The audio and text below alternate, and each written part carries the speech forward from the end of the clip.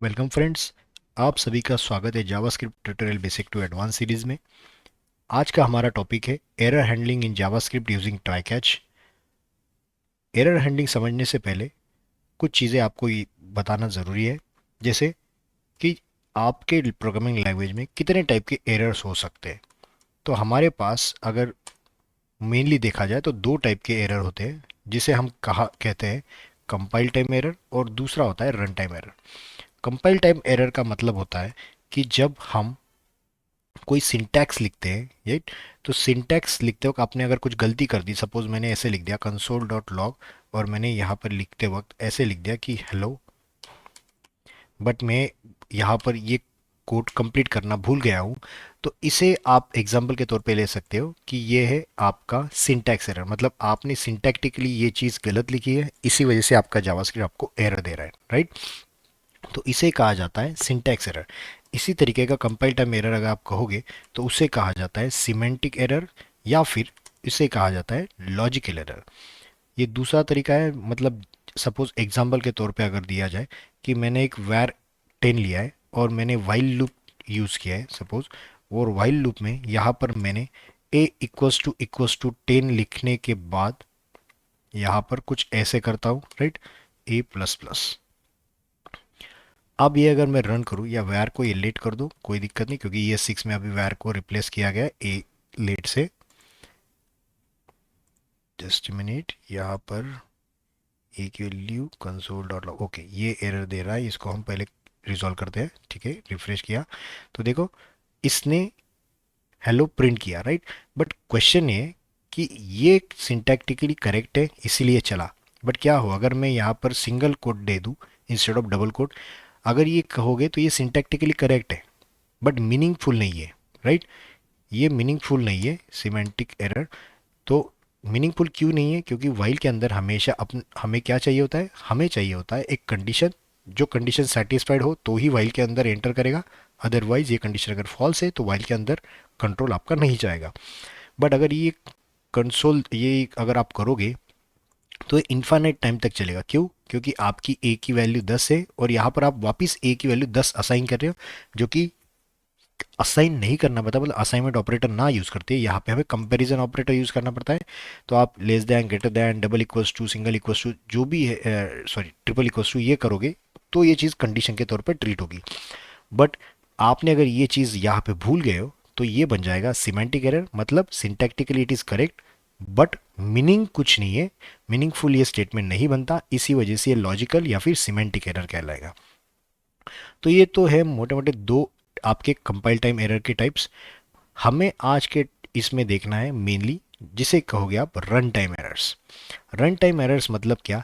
ऐसे एरर्स कि जो आपके कंपाइल टाइम पे नहीं जनरेट होते, बट अगर आप कोई कोड रन करते हो तो कोड रन करते वक्त ये एरर जनरेट्स होंगे।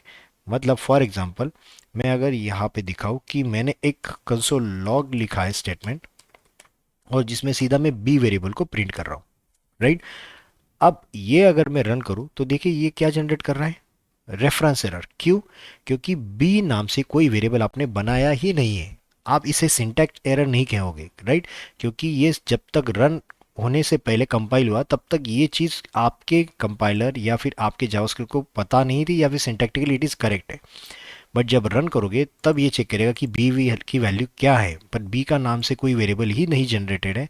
इसी वजह से ये आपको रेफरेंस एरर देता है, जो कि कहलाता है कि बी इज़ नॉट डिफाइंड, आपने बी नहीं बनाया है। तो इस वक्त इस तरीके के एरर्स के वजह से आपने अगर कुछ नए नीचे कुछ लिखा हो सपोज, तो ये सारे स्टेटमेंट एग्जीक्यूट होना बंद हो जाएगा, क्योंकि और आपका प्रोग्राम यहाँ पे रन नहीं होगा, जस्ट बिकॉज कि आपका यही स्टेटमेंट एरर जनरेट कर रहा है, तो नीचे वाले स्टेटमेंट ये सारे स्किप करवा देगा। तो इस वक्त इसी सिचुएशन पे आपको मिलता है एरर हैंडलिंग। तो आपका जावास्क्रिप्ट इस सिचुएशन पे आपको प्रोवाइड करता है एरर हैंडलिंग। तो वो कैसे होता है कि आपको एरर मिल रहा है तो एरर के स्टेटमेंट अलग से है, तो वो कैसे एग्जीक्यूट किया जाए, इसके लिए हमारे पास सिंटैक्स होता है जावास्क्रिप्ट में। इसको मैं फिलहाल कमेंट कर देता हूँ।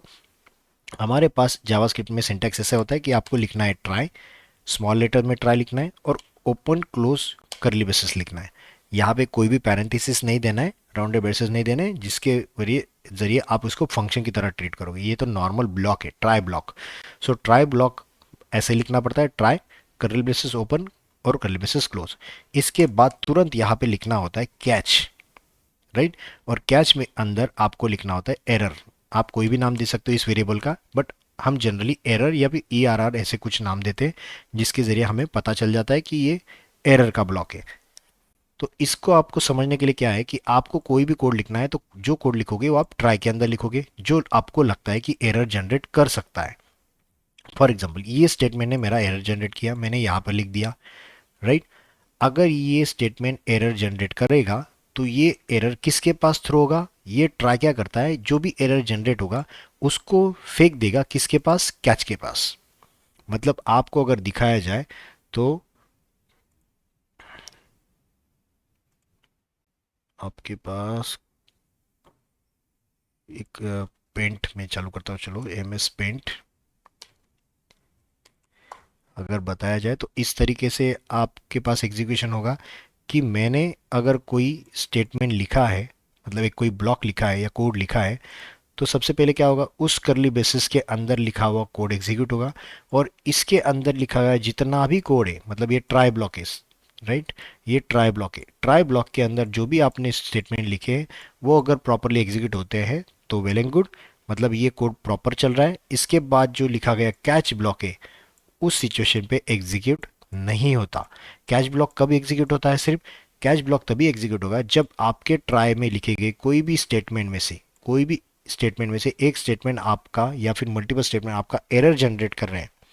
तो जब जो सबसे पहला एरर जनरेट करने वाला, रन टाइम एरर जनरेट करने वाला स्टेटमेंट है, वो अगर आपका एरर जनरेट करेगा तो वहां से कंट्रोल सीधा जंप करके किसके पास जाएगा, जंप करके जाएगा कैच ब्लॉक के पास।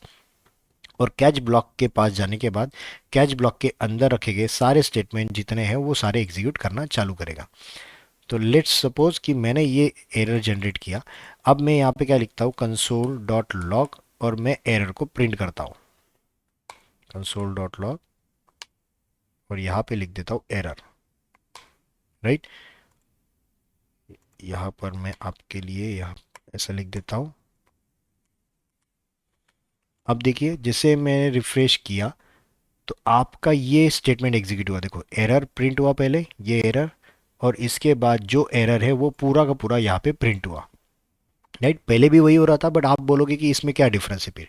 इसमें डिफरेंस ये है कि आपके पास अगर ऐसा सिचुएशन है कि जहाँ पर एरर जनरेट करने वाला कोड माइट बी लिखा हो, और तब आपको वो कोड एग्जीक्यूट करने जाओ तो पूरा एग्जीक्यूशन रुक जाएगा।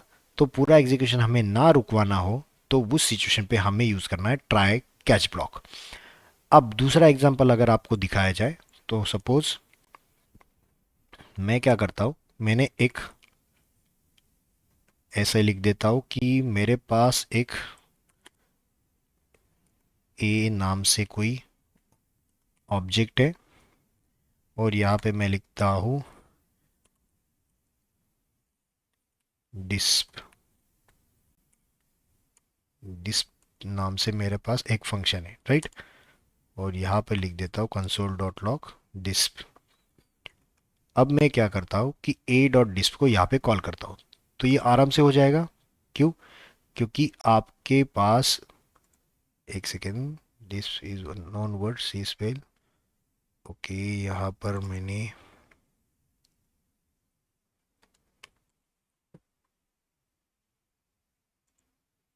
ओके सॉरी कॉमा लिखना भूल गया हूँ।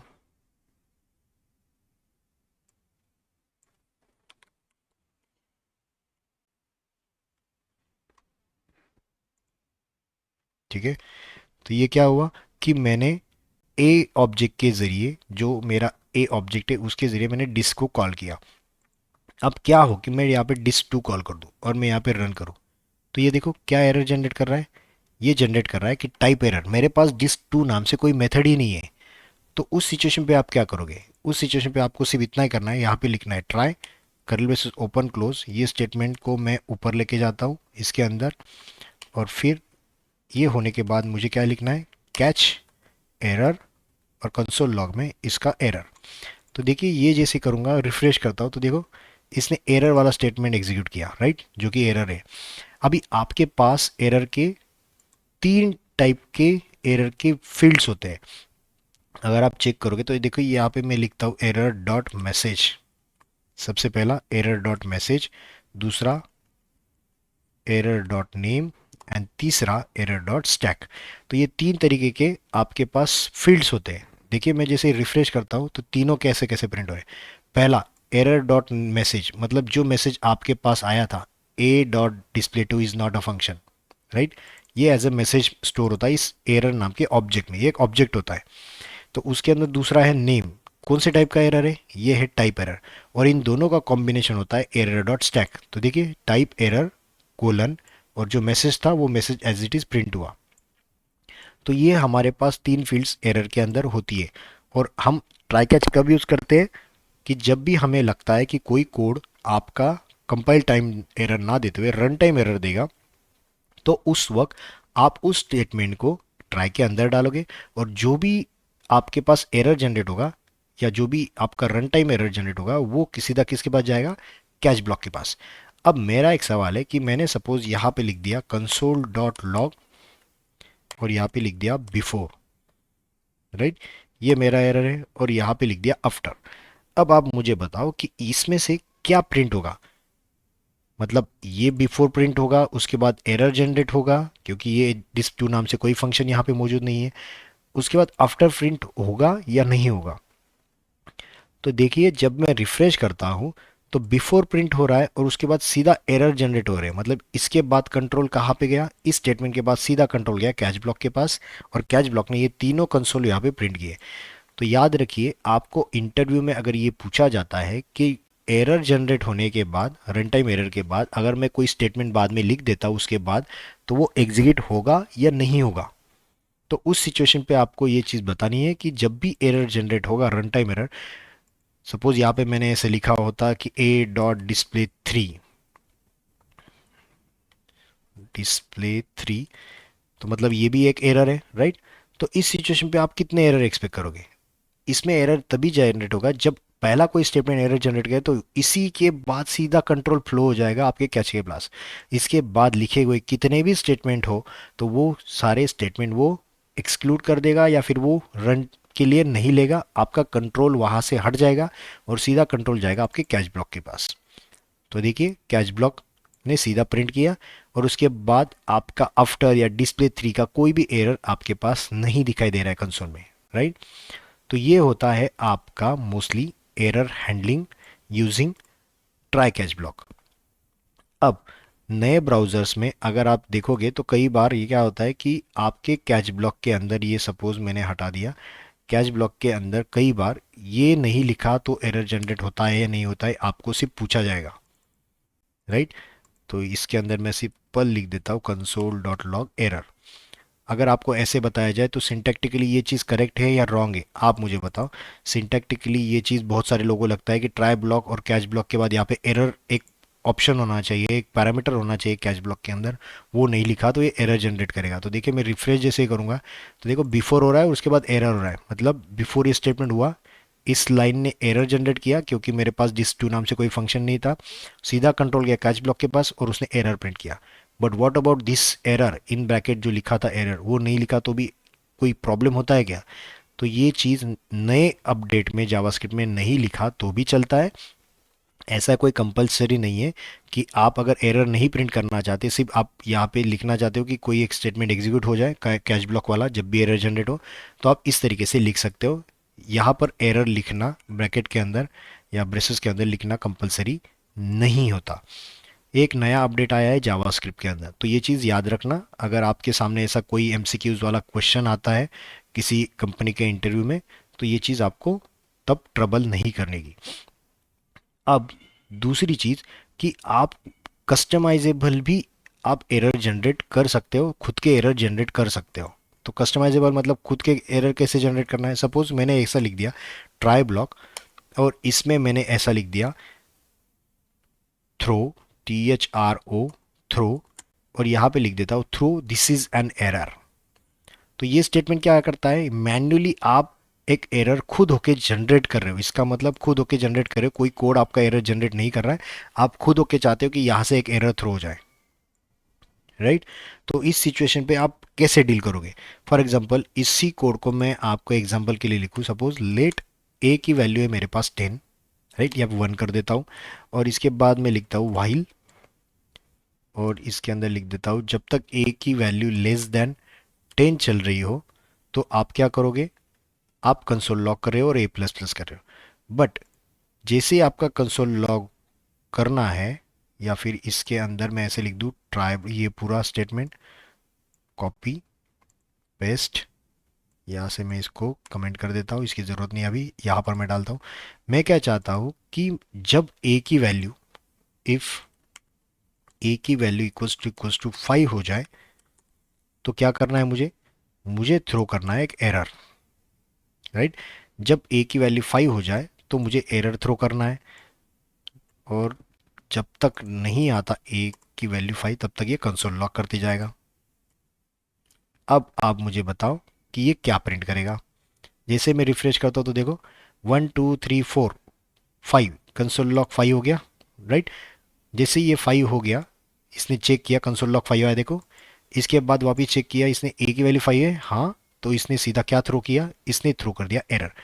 यहाँ से कंट्रोल कहा गया कैच ब्लॉक में, तो कैच ब्लॉक ने एरर प्रिंट कर दिया, और एरर क्या प्रिंट किया, जो आपने यहाँ पे मैसेज दिया है वो। तो देखो एरर, और यहाँ पे मैसेज आया है this is an error, right. ये जैसे कंप्लीट हुआ, नेक्स्ट स्टेटमेंट वापस एग्जीक्यूट हुआ जिसका था ए प्लस प्लस, तो उसने क्या कर दिया 6, तो वापस 6 प्रिंट हुआ, ये कंडीशन एग्जीक्यूट नहीं होगी, मतलब कैच ब्लॉक के पास नहीं जाएगा। तो इस तरीके से जब आपका 5 आया था तो आपने स्पेसिफिकली इंटेंशनली ये एरर जनरेट किया, राइट। तो ऐसे बहुत सारी सीनैरियोज है आपके पास कि कोई एक पर्टिकुलर वैल्यू आती है, तो आप उस वैल्यू को चेक करोगे और उस वक्त आप एरर जनरेट कर दोगे, राइट। तो उस वक्त आपको इस तरीके से सिचुएशन हैंडल करनी पड़ती है, जो कि एक मैन्युअली एरर थ्रो करता है, राइट।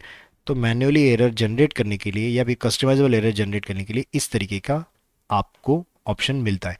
आपके पास बहुत टाइप के एरर मिलते हैं, मतलब यहाँ पे सपोज मैं यहाँ पे लिख दूँ टाइप एरर, तो देखो यहाँ पे जो एरर था इसका टाइप चेंज हो जाएगा, देखो यहाँ पे क्या हो गया, टाइप एरर, मैसेज वही रहा, मैसेज आप चेंज कर सकते हो, यहाँ पे एरर सपोज मैंने 2 कर दिया, एरर 2 कर दिया, और यहाँ पे रिफ्रेश किया तो देखो दिस इज एन एरर 2।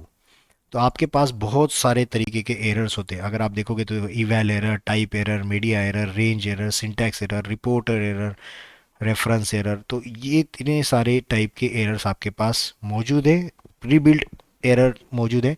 आप इसमें से कोई भी एक एरर यूज़ करो, नो प्रॉब्लम, आप जो यूज़ करोगे वो आपका रिटर्न में यहाँ पे प्रिंट होगा, राइट। तो ये है all about try catch block और एरर हैंडलिंग इन जावास्क्रिप्ट। इसी चीज़ को हम और देखेंगे, जब हम प्रोमिसेस देखेंगे तब आपको और चीज़ ये क्लियर हो जाएगी कि हम ट्राई कैच के थ्रू कैसे एरर हैंडलिंग करते हैं। तो तब तक के लिए आपको ये वीडियो अगर पसंद आता है तो प्लीज़ लाइक सब्सक्राइब और शेयर ज़रूर कीजिए, आपके फ्रेंड्स को भी ये लिंक शेयर कीजिए जिससे उनको भी बेनिफिट हो सकता है। अगर आपको इस वीडियो के लिए कुछ क्वेश्चंस आपके दिमाग में हो तो मैं आपको रिकमेंड करूंगा कि इसी वीडियो के चैट या डिस्क्रिप्शन में आप वहाँ पे कमेंट में आप उसके क्वेश्चंस पुटअप कीजिए, मैं ट्राई करूंगा कि आपके सारे क्वेश्चंस के आंसर वहाँ पे दे दूँ। तो आपको ये वीडियो अगर पसंद आता है तो प्लीज़ लाइक सब्सक्राइब और शेयर ज़रूर कीजिए। फिर मिलते हैं नेक्स्ट वीडियो में कुछ इंटरेस्टिंग टॉपिक्स के साथ, तब तक के लिए थैंक यू।